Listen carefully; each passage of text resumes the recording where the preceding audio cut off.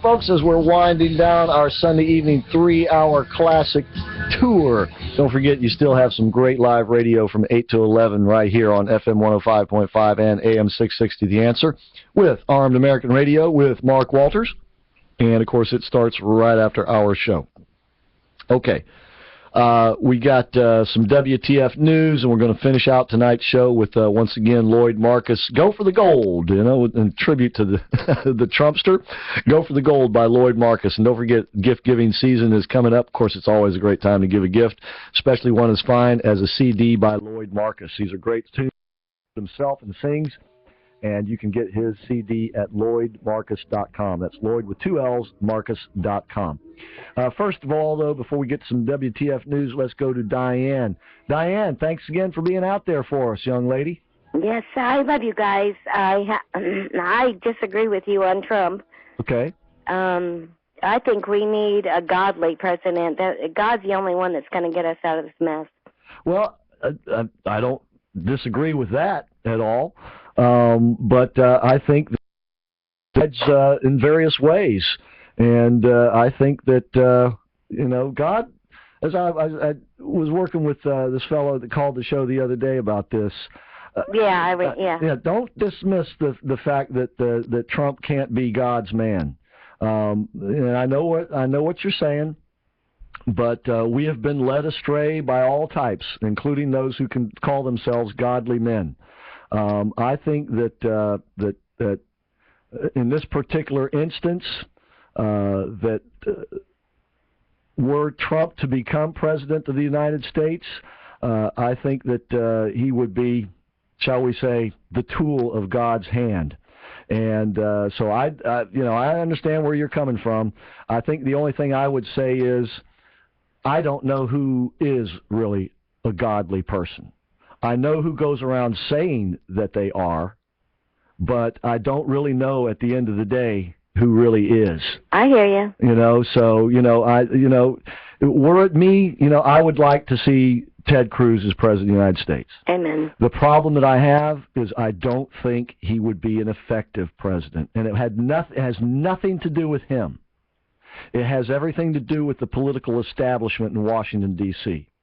And I don't think he has the, shall I say, the salesmanship abilities that Trump has, that he would be able to go to the country and go over the head of Congress. Because gravitas. Well, if you want to call it gravitas, but he's just not quite the salesman that Donald Trump is. Well, and, we'll see, that's for sure. Yeah, well, that is true. But he's burned so many bridges in Congress. That's a good thing in my book. It is, but they're going to make his life hell. So for him to be an effective president, it will leave him two choices. The executive orders, which if he's a great constitutionalist, he will be very reluctant to use, or going over the head of Congress to the people. And I don't know that he would be successful at doing that, Diane. I wish I was comfortable in thinking that he could, but I do not trust Trump. I mean, really.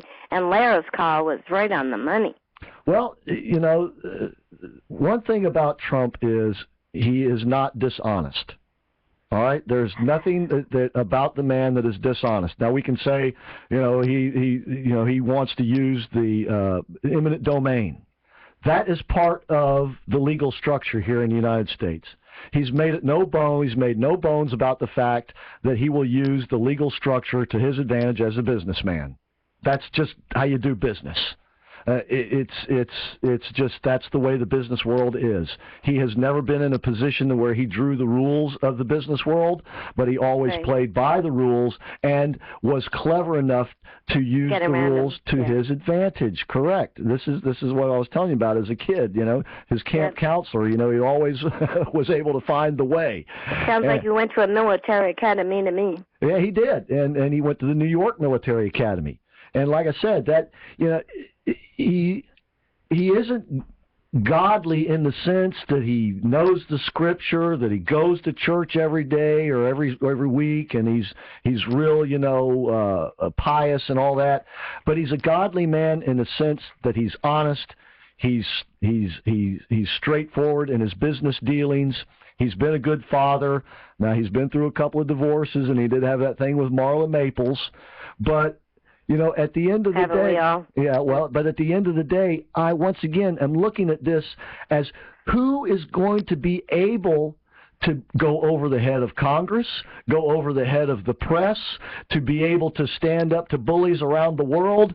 And the one guy I keep settling on is Trump.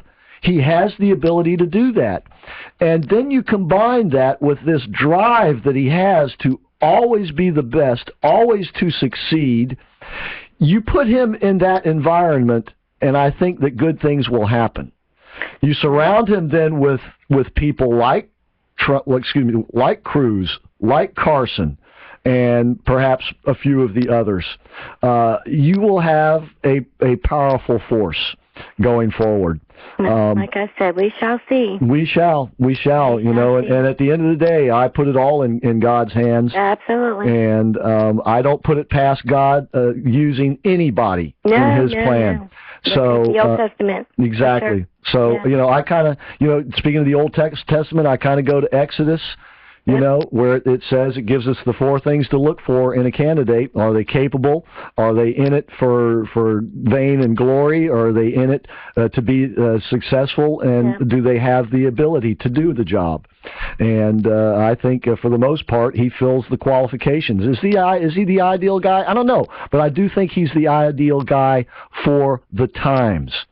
And like I said, being that he was at that military academy, which was loosely described as a Lord of the Flies environment, and that he excelled in that environment, tells me that he's ready for the world that we live in today, and the Vladimir Putins and the Ayatollah and Assad and all the other ones out there, that he will be right at home in that environment, and he will demand and get respect from the rest of the world. Because we need that for sure. Indeed we do. It's just, you know, I love Ted Cruz to death. I just don't know if he's the man for this time. And I really would like to see him as a Supreme Court justice. I personally, I think that's his calling in life, and I would love to see him in that role. Attorney General and then Supreme Court Justice, I think would be perfect for Ted Cruz. Clean up the act. Exactly. But as you say, we shall see. And I want to thank Aubrey. Thank you so much, Aubrey. Love you. Oh, thank you. Love you too. What did I do? Oh, your suggestion on when I called you. Oh, yes. Okay. Yep. Thanks. It worked out like a charm. Well, fantastic. I'm glad. Thanks. And Mary Lee, she rocks. Yes, she does. She does. Yeah, we had a conversation with her. Well, JT did on Saturday, and she's amazing. Yep. Everybody should go to Cruise Planners. Yep, Cruise Planners. Absolutely. Yep. Okay, Diane. Appreciate you so much. Thank you. Love you guys. Love you too. God bless. Bye. Keep praying. Just keep praying for us. All right, I got a couple of WTF news stories before we get out of here tonight with some Lloyd Marcus. Do you guys ever watch that show Homeland? Is it on TV? Yeah, I guess it is. I don't watch TV. I don't have time. Well, I don't watch network TV. I basically watch the History channels and the sports. I get my news online. Homeland is it's a TV show. Let me see if I can see the network that it's on here. I don't see the network. MSNBC. But anyway, it stars Claire Danes, and it's about goings on. I guess you know, I really don't know what the premise of the show is. It has to do with I guess State Department business and spy versus spy, and one of some of the settings are like in Middle Eastern countries. It's oftentimes set in Pakistan and Lebanon, and evidently the latest. Oh, it's a Showtime. It's a Showtime hit, and they had hired some artists from the Middle East for a particular scene that they have to put some graffiti on the wall. That the actors walked in front of this graffiti on the wall, and of course it was in Arabic, so the producers didn't know what the graffiti written in Arabic on the wall said. I can only imagine. It wasn't too bad. I can only imagine. It wasn't too bad. It simply said that Homeland is racist. And evidently people in Lebanon and Pakistan who have seen the show are upset that it depicts their country in a less than favorable light. So it just goes to show that the producers of Hollywood shows need to pay a little bit more attention to the artists that they hire. You know, it could have said something else, right? Right. And they wouldn't have known what it said. Also this, in Clearwater, 17 years after the death of his wife, Bobby McGee is going to go on trial for the first-degree murder of his wife. Helen Ball McGee was found dead in her Dunedin home with more than 19 stab wounds on March 11, 1998.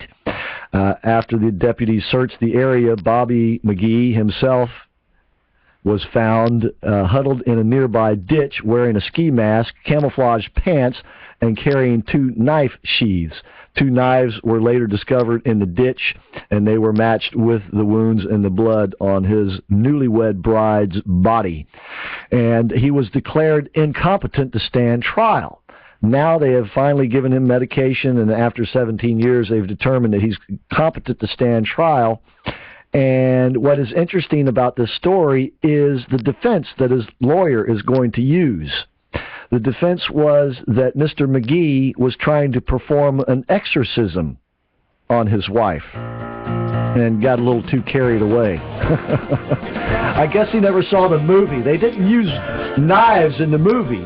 They used holy water, a cross, and oil. Exactly. It's not the same Bobby McGee that Chris Christopherson, Janis Joplin used to sing about. Me and Bobby McGee, I guess not. All right, that's going to wrap it up for tonight, folks. Tune in tomorrow where we have Abe Katzman on the show, John Barris.